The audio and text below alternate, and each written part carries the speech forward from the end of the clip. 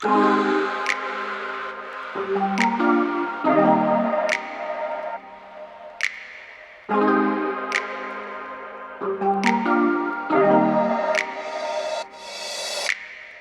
I've already went over this edgelit diffuser from Muzata in a previous video, and honestly it's probably been one of my favorite products I've ever tested. Now it's currently being marketed as an RGB baseboard trim solution, but after playing around with it, the applications for this ridiculously thin design are practically endless.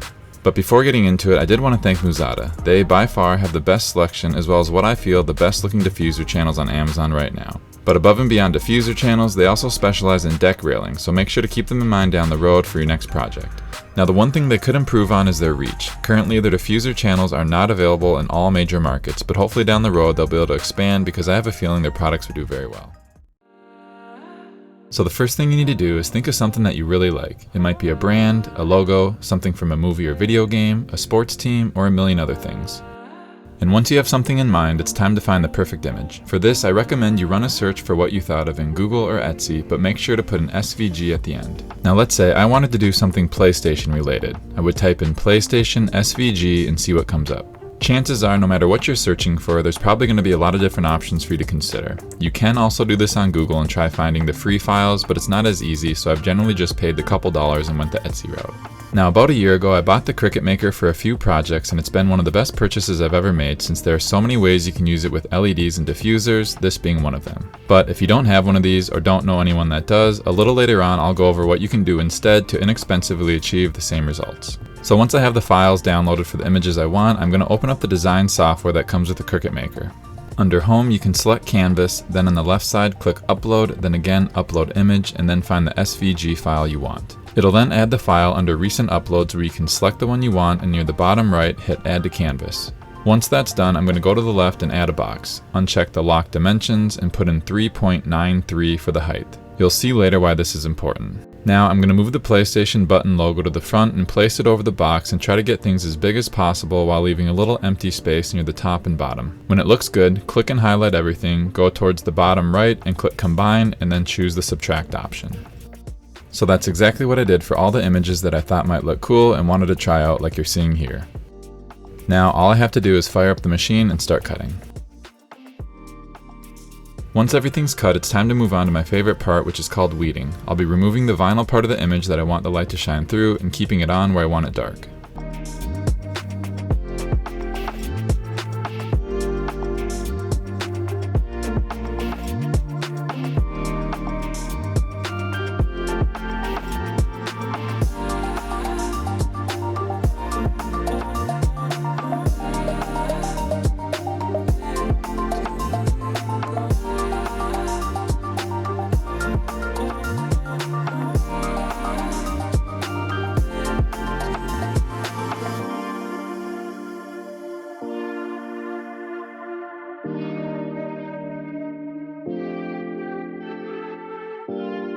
After everything's weeded, I'll now be using what's called transfer tape to lift the image off the paper it's currently on. This is pretty easy to do, but does require a little patience because sometimes the vinyl wants to stay put and not stick to the transfer material.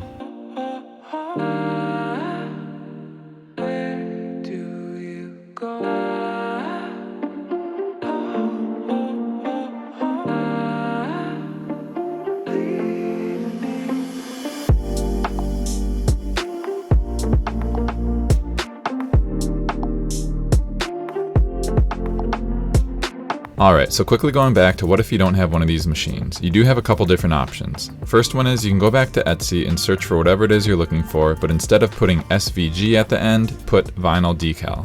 Here you're going to find people that essentially do exactly what I just did, but they're going to mail you out the final weeded image for usually anywhere between $2 and $10. But make sure to message the seller beforehand and give them the dimensions you need, and I would recommend sending them this video so they know exactly how you want the image weeded. And I've also found that most of these people are more than happy to make any image you want, so you can still go ahead and download any SVG file that you find and send it over to one of these sellers to custom make it for you. Now the other option is doing pretty much the exact same thing, but this time searching for people locally on Facebook Marketplace that do this. There's going to be a lot of people that show up, so you can just message any one of them and go over exactly what you want, and in most cases they'll have it ready for same-day pickup. So getting back to the project, I'm going to take the frosted acrylic panel and lay it down and give it a quick wipe to try getting off any hair or lint. Next, I'm going to take my first vinyl image that's still on the transfer tape, and this is one of the most important steps. You're going to spray it generously with a mixture of water and a drop or two of dish soap.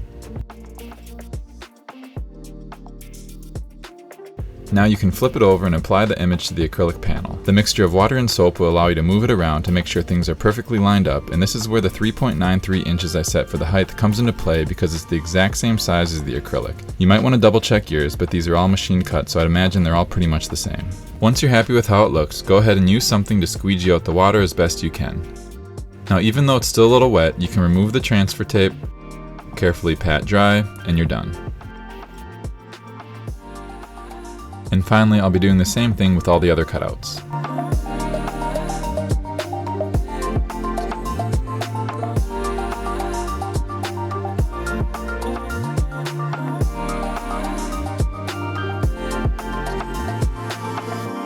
So you may be saying to yourself, that's a very random collection of images, and you're absolutely right. I'm going to now cut these down to create individual sizes to fit each cutout. Now I do recommend wrapping the acrylic with some painter's tape to help avoid chipping, and when you slide it into the aluminum profile, I would tape things down again so that everything is secure. I was a little nervous because I had no idea how this would turn out, but I'm happy to report that these cut flawlessly using my miter saw. The cuts were super clean and there was no visible chip out of the acrylic or tearing of the vinyl from the saw.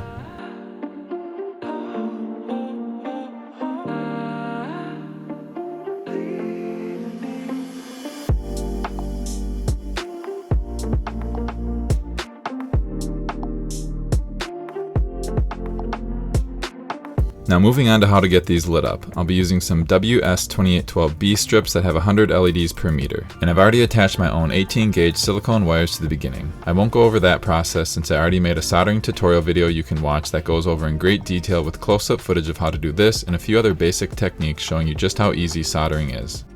What I'm doing here is just cutting off the extra pixels that I don't need. And what I found works best on these short pieces is to take the sticky tape off the back and then slide them into the channel like I'm doing here. And once it's in place, you can take something that will fit inside the groove to gently press down to secure them to the bottom of the aluminum. To control the lights, I'll be using WLED installed on an ESP32 board, and I did also make a quick walkthrough tutorial of that easy process you can watch if interested. You may have also noticed that I did solder my own wires to the board, which is something else I go over in my already mentioned soldering video, so make sure to check that out. Now you can use these breadboard jumper wires like you're seeing here, but these wires are really tiny and the cables don't stay on the pins very well, so I much prefer using my own. Next, I'll be using some Wago connectors to attach the wires together, and either of these styles will work for this scenario. My red voltage wires go together, my white and black ground get connected, and finally my data, which is the green and blue cables. As for powering them, I'll show you a couple different ways. For the first option, since there aren't many LEDs, I'm just going to use some old plugs and a micro USB cord that I had laying around. I tested this out with a 5 volt 2 amp, a 5.2 volt 1.8 amp, and a 5.2 volt 2.5 amp plug, and they all seem to work just fine. I'm going to quickly plug things in to make sure everything's working.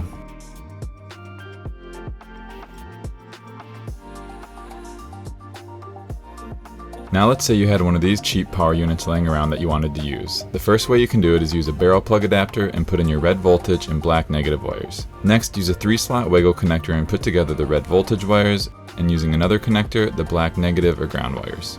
Then take your ESP32 device and combine the red wire to the others, then take your white ground wire and add it to the connector that has the black wires. And finally, just connect the green and blue data lines together, plug it in, and you're good to go.